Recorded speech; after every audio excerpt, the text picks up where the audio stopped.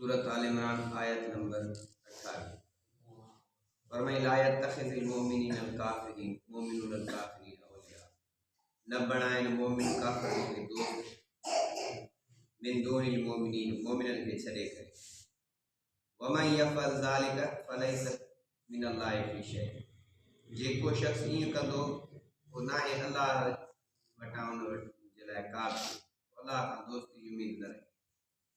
इल्ला अन तत्तक़ू मिनहुम तुक़ात, मगर ही त कयो तव्हां पंहिंजे लाइ बचा वयुहज़िरुकुमुल्लाहु नफ़्सह, ऐं डिॼारे थो अल्लाह तव्हांखे पाण खां।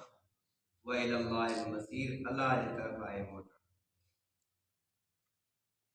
मोमिन छॾे काफ़िरनि सां यारी रखे इहो जाइज़ कोन्हे को।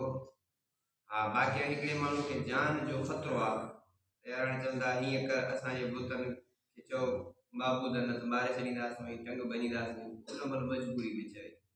बाक़ी का बि मजबूरी कोन्हे को वञे मंदरनि ते होली मल्हाइण, त इहो काफ़िरनि सां मुशाबिहत आहे, इन जो अल्लाह सां को बस बाबा अंग्रेज़ भला यूरोप कंट्रीज़ में इंसाफ़ आहे, सॼो ॾींहुं जी तारीफ़ कंदो अचे, इहो जाइज़ कोन्हे को। अल्लाह से चवंदो त काफ़िर तव्हांजा यहूदी नसारा कॾहिं बि दोस्त कोन थींदा, यानी कि जॾहिं बि मौक़ो मिलंदो तव्हांजा दुश्मन थी पवंदा। तव्हां ईअं कंदो त अल्लाह जो तव्हां सां को वास्तो कोन्हे, मरणो आहे तव्हांखे जन्नत जहन्नम आहे।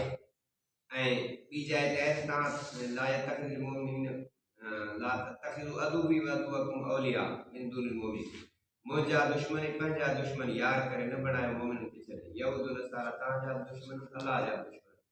इज़राइल अमेरिका बरतानिया हे सभु असांजा दुश्मन, अल्लाह जा दुश्मन। दुआ आहे अल्लाह ताला असांखे काफ़िरनि सां संगत खां बचाए।